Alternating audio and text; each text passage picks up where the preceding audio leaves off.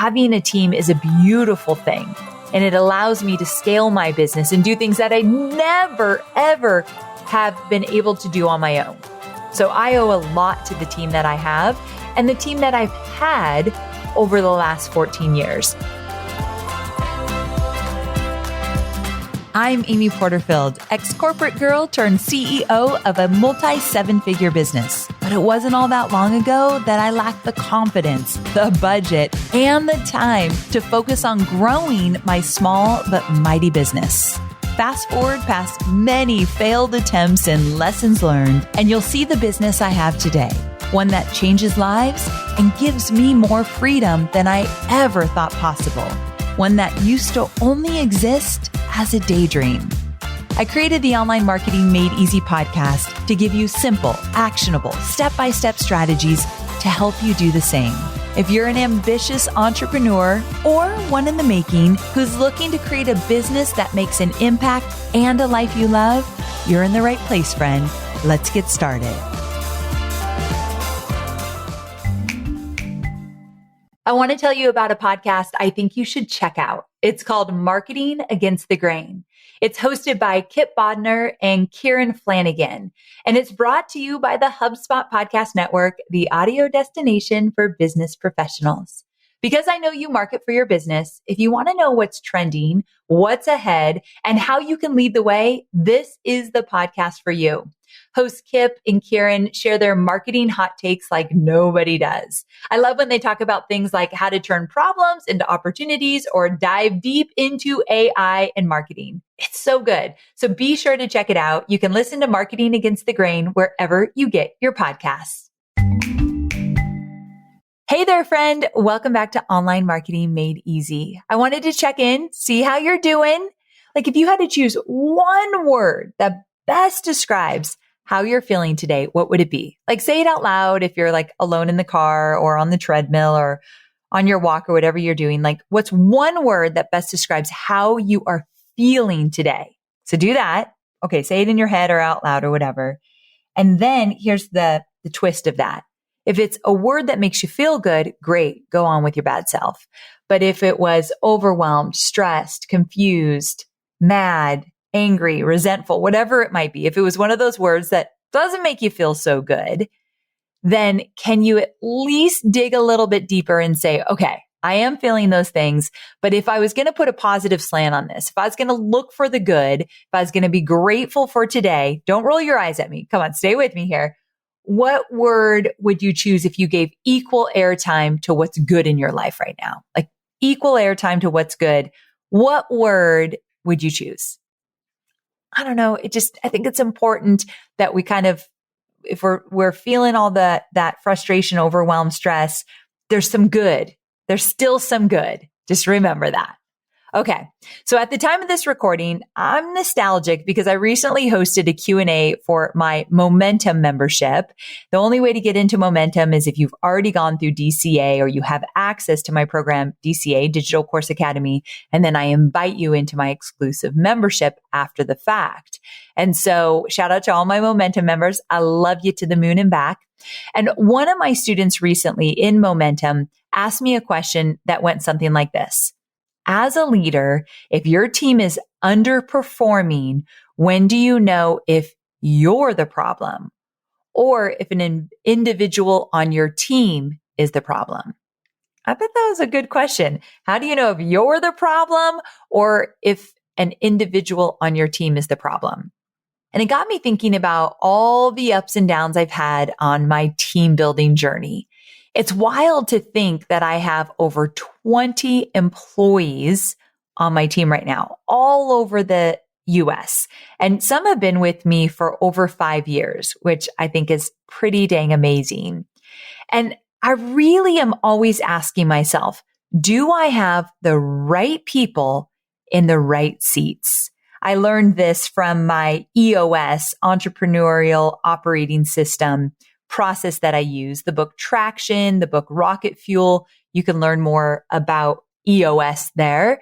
But this idea of right people, right seats is something I'm thinking about all the time. So today I thought we'd explore strategies and best practices that have worked for me in creating a team that's deeply committed to our company's vision and values. And whether you're a solopreneur looking to hire your first VA or a CEO managing a team, I've been in your shoes. I know your challenges and your fears and your dreams when it comes to building a team. And I want you to know it's all worth it. I cannot wait to share what I've learned over the years because having a team is a beautiful thing. And it allows me to scale my business and do things that I never, ever have been able to do on my own. So I owe a lot to the team that I have and the team that I've had over the last 14 years. And so with that, I thought we could dive in a little bit deeper today. So first of all, I want to remind you that building a loyal team is a journey. Seeing my team members come together and build upon the foundations of my company values over the last few years, all while bringing their own unique strengths and skills to the table, has been one of my most proudest business accomplishments and one of the toughest things I've ever done. I literally was on the phone with a team member today and we kind of joked out of our frustration probably of, geez, it's so hard to hire really great people and know that they're right for the team. And it's hard to troubleshoot when someone's not working out. Like I still have the issues. I will have them till the day I don't have a business, but I can navigate them so much more strategically now. So this episode is not to make all your hiring and firing and everything in between team building issues go away. They're never going to go away, but you can absolutely navigate them more strategically when I share some of these details I'm going to share with you. So you're probably thinking, this is great, Amy, but how have you actually created a loyal team? And here's my secret. I think of my team members not as employees, but instead as intrapreneurs. So you're in good company if that's a new word for you, because it was for me just a few years ago. So stick with me here. But on my team, I have the following departments: operations, customer support, marketing, content, and community. And each department has a director who's responsible for hitting their quarterly rocks. But how they accomplish these rocks, these goals, that's really entirely up to them and their team. I don't know all of the details about how they're going to accomplish their goals. So for example, marketing, one of their goals is to hit a specific revenue goal every quarter for our evergreen funnel List Builder Society. I do not know everything that they're doing to hit those goals. I know the overarching strategy, but I do not know all the details, and that is totally fine by me. So when I say, it's entirely up to them and their team how we're going to hit it, this structure helps me empower a team who thinks and acts like entrepreneurs within my company, hence the word intrapreneur. So by giving my team members the freedom to explore new ideas and experiment, I've seen them become fiercely engaged and motivated. So don't be afraid to let your team take the reins and see what they can do. In fact, I just had a quarterly leadership retreat not too long ago, and two of my marketing directors, because I have co-marketing directors, every other department just has one director. But since Chloe left about a year ago, we actually have two directors that have taken her place. And they came to me with an idea of how to fully change up the experience of my webinars for Digital Course Academy. Like it's a whole different experience.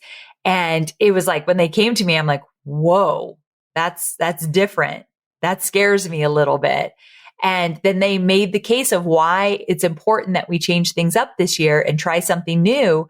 I was like, all right, let's see how this goes. And so that was all them. I did not come up with that idea. And I hope it works really great. If you follow along in September, you'll kind of see it all unfold, but I'm excited to try something new. So this team mentality of running their own race, doing their own thing in their departments, it's helped foster a level of trust and respect where my team isn't treated like just another employee, but instead like a leader. And more importantly, like a human being. They're not just an employee. I hate to say someone works for me. It's important when I say that, I catch myself. They work with me. We are doing this together. That's important to me. So before we move on, I think it's important to note, I didn't say that we treat each other like family. So you haven't heard me say that, like, my employees are my family. Oh, you've probably heard me say that, a year ago, many times throughout my episodes. However, I recently did an episode about the dangers of calling your team members a family. So that's episode 553 if you want to tune in. And I think it's a pretty profound episode. I'm basing it off of an article I read that really resonated with me. So anyway, I do not call my team members my family anymore, really out of respect for them. And I'll just give you a hint, the pressure that puts on somebody. So episode 553, amyporterfield.com/553, go check it out. But what I mean by treating people like human beings is encouraging your team to bring their whole selves to work. So for example, if they're a mother who needs to breastfeed their baby in the middle of the day, my team knows they don't need to hide that. They're welcome to step away and do what they need to do. This is also why I love offering my team a 4-day work week. I want them to enjoy their lives and fill their cup up outside of work, because selfishly, I know that when they come back to work, they're more joyful. They feel more restful. They are rejuvenated. They feel more creative, and they have a fulfilling life outside of work, which means they're better when they are working. So that's important to me. Okay, next up, because starting a new job can feel a little alienating and a lot of scary, building loyalty begins from day one. So on their first day, I send a new team member flowers, and I also send them a set of my favorite business books. So these may seem like just little gestures, but it helps people integrate into our culture really quickly. Now, I love the site Farm Girl Flowers. I just think their selection and quality is incredible.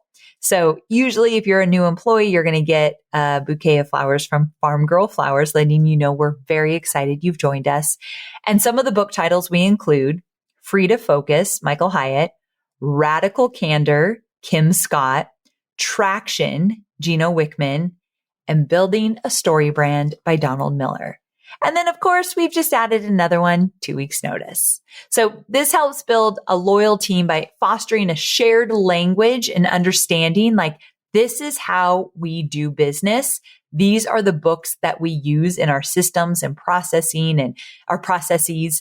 And it really does kind of just set the culture up from day one.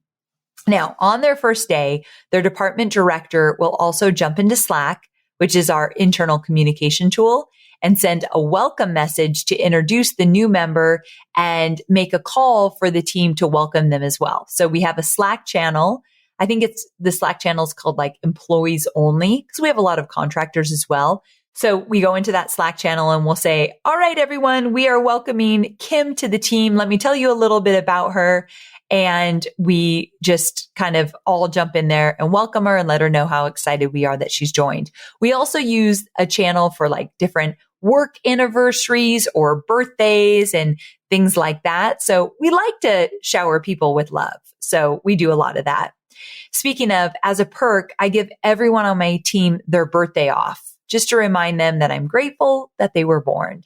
Now, if the birthday falls on a Friday, Saturday, or Sunday, they get to take a weekday off of their choice. So I think that's fun as well. I have other perks like a continued education/personal development budget, so they can attend conferences, purchase online courses, or hire a life coach. So these benefits go a long way to ensure my team knows I see them as a person, not just as an employee, and that I'm invested in them for the long term.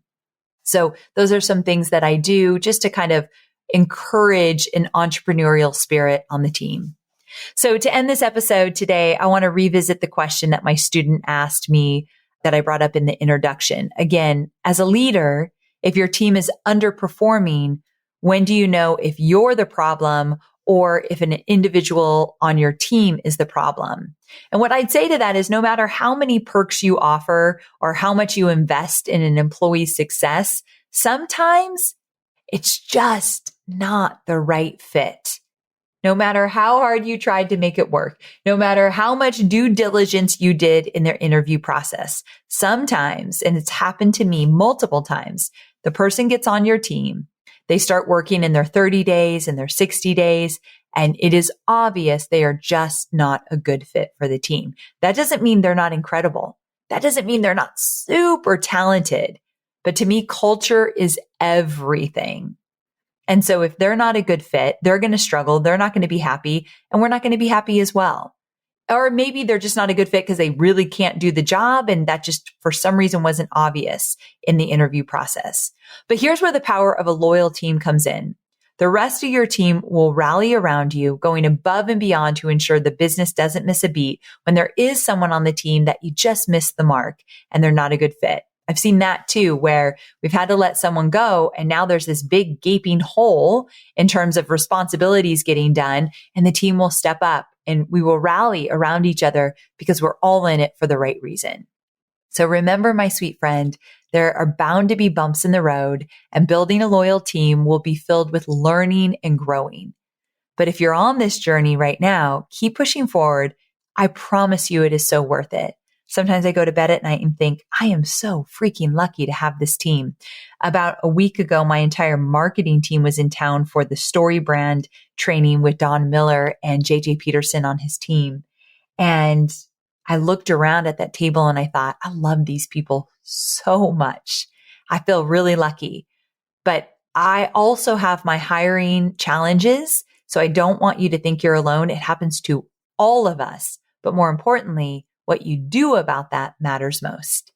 I hope you love this shorty episode. Thank you so much for hanging out. And if you've never given me a review on my podcast, would you consider doing so today? I would greatly appreciate it. It really goes a long way. So wherever you listen to this podcast, you have an opportunity to leave a review. Please do so.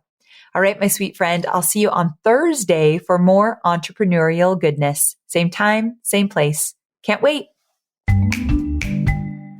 I don't know about you, but I can't stand unexpected costs, especially when it comes to software subscriptions. And if you use multiple platforms to run your business, it can have a huge impact on your bottom line. But with HubSpot CRM, you can unlock hidden potential, not hidden fees. So HubSpot is a one-stop shop for all your marketing and sales and customer service needs. Instantly access detailed reports, automate emails in bulk, and track important leads all from one single powerful platform. HubSpot is easy to use and it's easy on your budget.